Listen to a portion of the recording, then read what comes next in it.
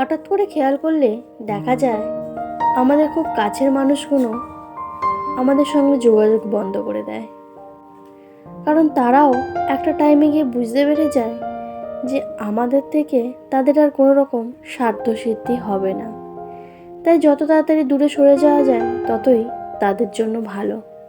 অন্য কোনো মানুষ খুঁজে অন্য কোনোভাবে তারা তাদের স্বার্থ ঠিক পূরণ করে নেবে। সমস্ত মানুষই একের অপরের সঙ্গে এইভাবেই সম্পর্ক এখন নির্ভর করে। যার কাছ থেকে যে যতটা জিনিস নিয়ে আদায় করতে পারবে সে তার সঙ্গে ততটা পরিমাণেই ততটা সময়ের জন্যই ভালো সম্পর্কে থাকবে।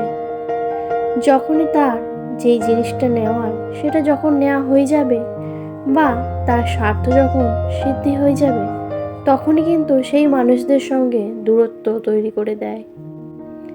এখন বর্তমান যুগে এটাই সবাই মেনটেন করে।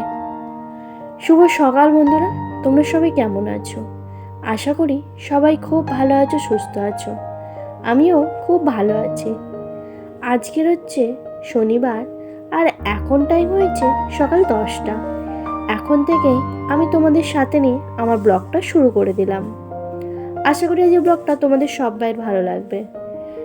সকালে ঘুম থেকে উঠে বাসি কাজগুলো সেরে নিয়ে তারপর বিছানাটা গুছিয়ে নিয়েছিলাম আর বড় জানলাটা খুলে দিয়ে তারপরে সবজিগুলো কাটতে বসে পড়েছিলাম। কালকের আর কোনো রকম সবজি না থাকায় সবজি আর কাটা হয়নি। আজকে সকালে আমার হাজব্যান্ড মাঠ থেকে আসার সময় সবজিগুলো কিনে এনেছিল। সকালবেলায় একদম টাটকা সবজি পাওয়া যায় আর এই টাটকা সবজি খাওয়ার মজাটাই আলাদা। সবজি টাটকা থাকলে তার টেস্টটা অনেক গুণ বেশি থাকে। আজকে যখন শাকগুলো কাটছিলাম শাকগুলো বেশ ফ্রেশ ছিল আর বেশ ছোট ছোট শাক। সবজি যত ফ্রেশ থাকে তা খাওয়া শরীরের জন্য সব থেকে হেলদি।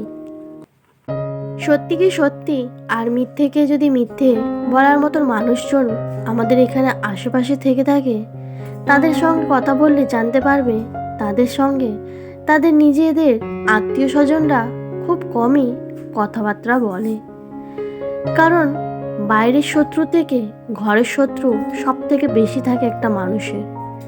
আর সেই সব মানুষদের সঙ্গে যখনই তার অপ্রিয় কথা বলবে তখনই তার কথাগুলো সহ্য হবে না। তখনই সে আস্তে আস্তে দূরে সরে গিয়ে সেই সম্পর্কটা সেখানেই নষ্ট করে দেবে। তাই যারা সত্যিকে সত্যি আর মিথ্যেকে মিথ্যে বলে তাদের আশেপাশের মানুষজন খুব কমই থাকে। তারা বেশিরভাগ সময় একাই থাকে। আর সত্যি বলতে এই সমস্ত মানুষরাই ঠিকই করে। কারণ যারা আমাদের ওপর ভালোবাসবে তাদের সঙ্গ না থাকাটাই ভালো। ওপর ভালোবাসাটা অনেকেই করতে পারে। নিজের আত্মীয় স্বজনও যদি সেই ওপর ভালোবাসাটাই করে তাহলে সেই রকম আত্মীয় থাকার থেকে না আত্মীয় থাকাটাই সব থেকে ভালো। সেই যে একটা কথা আছে না, শূন্য গোয়াল অনেক ভালো দুষ্টু গরুর থেকে, ঠিক এটাও সেই রকমই। সবজিগুলো কাটা হয়ে গেলে তারপর ঘরটা মুছে নিয়ে ছাদে জামা কাপড় মেলতে চলে এসেছিলাম। কালকে কিছু ভিজে জামা কাপড় ছিল আর আজকে আমার হাজবেন্ডের মাঠের জামা কাপড় আর আমার কিছু জামা কাপড় সব মিলিয়ে অনেকগুলোই ছিল।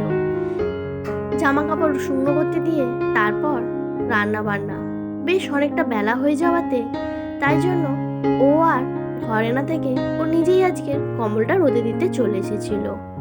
এইসব কাজগুলো ওকে বলতে লাগে না। একটা কেয়ারিং হাজবেন্ড পাওয়া প্রত্যেকটা মেয়ের ভাগ্যের ব্যাপার, যেটা আমি পেয়েছি। অনেক কষ্ট করে হয়তো এই কেয়ারিং হাজবেন্ডটা আমি পেয়েছি। ওর কথা যতই বলি কমই হবে। আমার সমস্ত কাজে ও হেল্প করে। সকালে জল ভরে দেওয়া বা ফ্রিজ পরিষ্কার করা, ঘরের নানা রকম কাজকর্মে ও আমার হেল্প করে। একার পক্ষে সমস্ত কাজ পুরো পারফেক্টভাবে করা কখনোই সম্ভব হয়ে ওঠে না যদি না কেউ সাহায্য করে।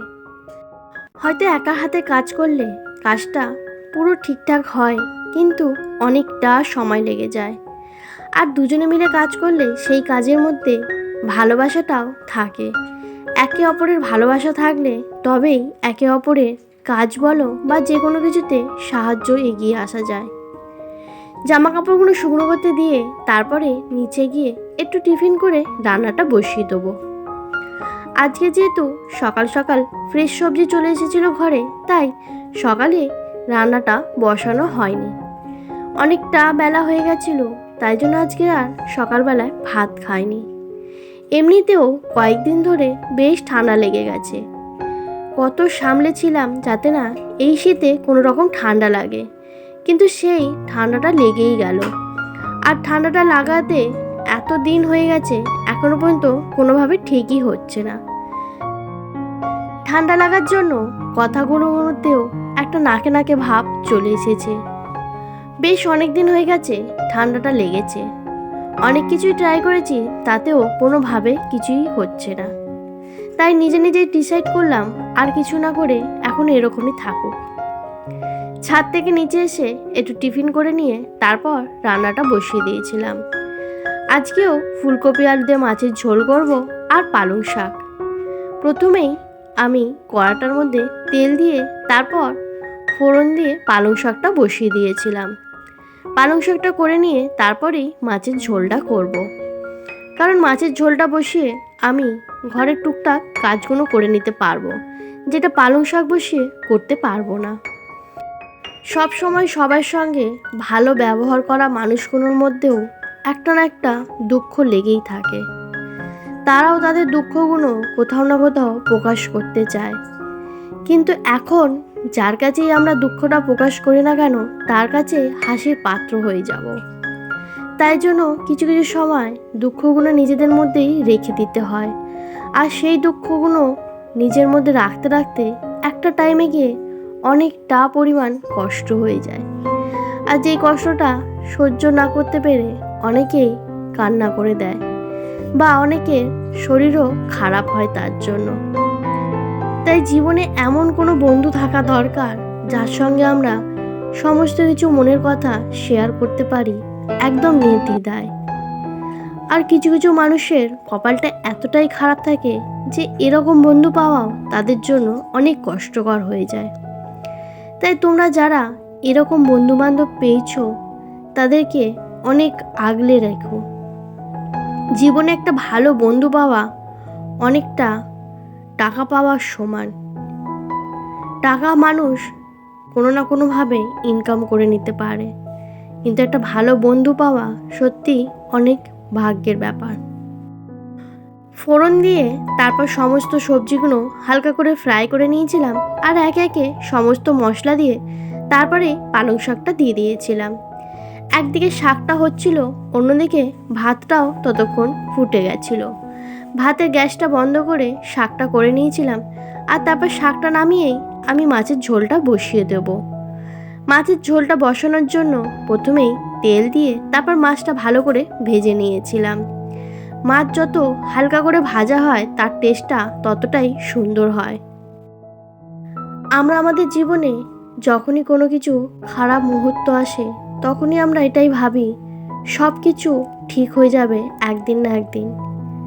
সেই একদিনটা কখনোই আমাদের জীবনে আসে না। কিছু ভাগ্যবান মানুষ থাকে, তাদের জীবনে সেই একদিনটা অবশ্যই আসে। আর তারা সেটা জানে বলেই তারা এটাই ভাবে যে সবাই সব কিছুতে একদিন ঠিক হয়ে যাবে। কিন্তু আমরা এই মিথ্যে আশ্বাস নিয়ে এটাই অভ্যাসে পরিণত করে ফেলি, একদিন সব কিছু ঠিক হয়ে যাবে। আদেও কোনো কিছু ঠিক হয় না, কিন্তু সেই জিনিসগুলো আমাদের অভ্যাসে পরিণত হয়ে যায়। বন্ধুরা, আজকে আমার ব্লগটা আমি এখানেই শেষ করলাম। আশা করি আজকের ব্লগটা তোমাদের সবাইয়ের ভালো লাগবে। আর ব্লগটা ভালো লাগলে প্লিজ আমার চ্যানেলটা লাইক, কমেন্ট, সাবস্ক্রাইব করে আমার পাশে থেকো। আগামীকাল খুব তাড়াতাড়ি তোমাদের সঙ্গে দেখা হচ্ছে অন্য কোনো ব্লগে, অন্য কোনোভাবে, অন্য কোনো টপিকের মাধ্যমে। ততক্ষণ আমার চ্যানেল আর আমার পাশে তোমরা এইভাবেই থেকো, আর তোমাদের ভালোবাসা এইভাবেই আমাকে দিয়ে যেও।